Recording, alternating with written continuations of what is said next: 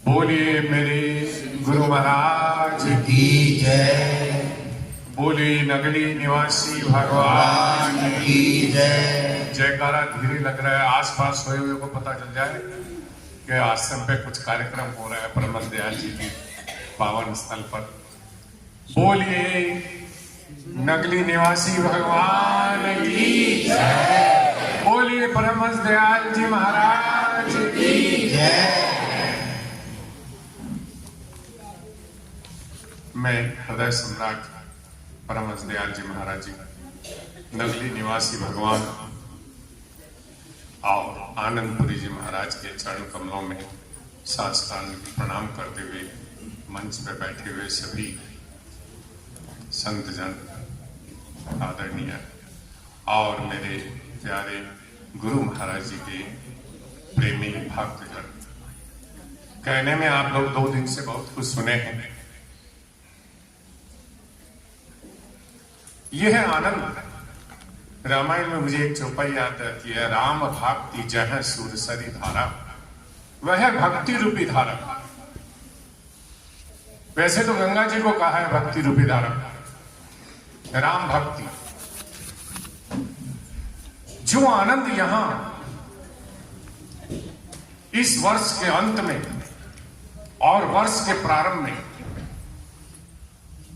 जो हमें मिल रहा है उसका वर्णन नहीं किया जा सकता। ऐसे महान संतों की, ऐसे महापुरुष की तपोस्थली इस पावन भूमि पर, जहां कण कण में उनकी दया बरसती है, सदा कृपा बरसती है गुरुदेव की, कोई पाए न पाए तो वो क्या करे। सदा कृपा बरसती है गुरुदेव की, कोई पाए न पाए तो वो क्या करे। जिंदा रहना जो चाहे तो दी जिंदगी, बंदा परवर न पाने को दी बंदगी।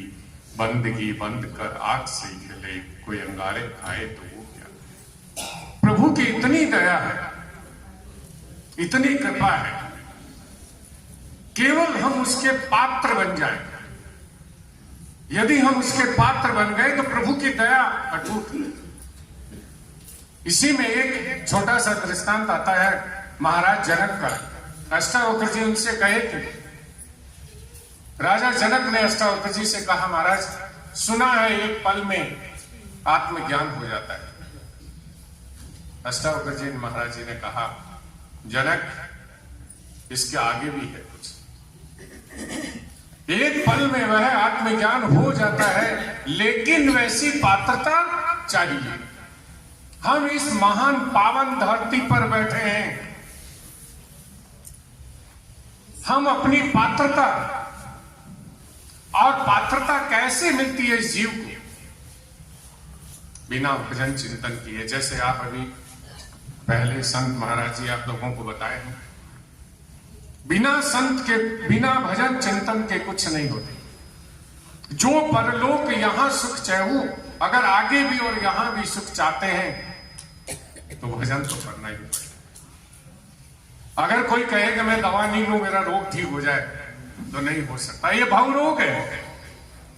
ये भव रोग बिना भजन चिंतन के नहीं हो सकता। मैं इतना विश्वास दिला के कहता हूं कि यदि हम आधा घंटा सुबह और आधा घंटा शाम, बल्कि ज्यादा करें, ये नहीं आधा घंटा ही ले ले, निरंतर एक पल भी गुरु के चरणों से मैं अलग न हूं, मेरा हर कार्य, हर चिंतन, हर काम केवल गुरु के चरणों से शुरू हो और वहीं पर अंत हो जाए। गुरु के नाम में इतना बड़ा पावर है, भजन चिंतन में इतना पावर है कि हमारा सब काम हो जाएगा। करने वाले हम कौन होते हैं? वो मालिक करा देते हैं। हम इस 2024 के अंत में और 2025 के प्रारंभ का ये आनंद जो ले रहे हैं, हर किसी के बस की बात नहीं है।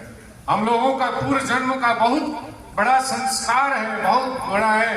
कोई धारा कहां से आए, कोई कहां से आए। और परमहंस दयाल जी महाराज जी अपने इस तपोस्थल पर जहां 20 वर्ष बैठकर किस स्थिति में उन महापुरुषों ने यहां भजन चिंतन किया, हम लोगों को कितनी सुविधाएं बना दी।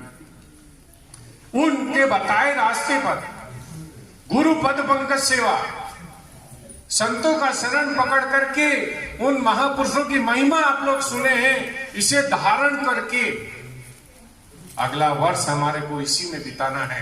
प्रयास करना है कि जितना गुरु के चरणों में हम आनंद ले सकें, जितना भजन चिंतन कर सकें। मेरा आप लोगों से यही अनुरोध है और मैं आशा भी यही करता हूं। और मैं गुरु महाराज जी के चरणों में प्रणाम करते हुए बोलिए मेरे गुरु महाराज की जय, बोले नगली निवासी भगवान की जय।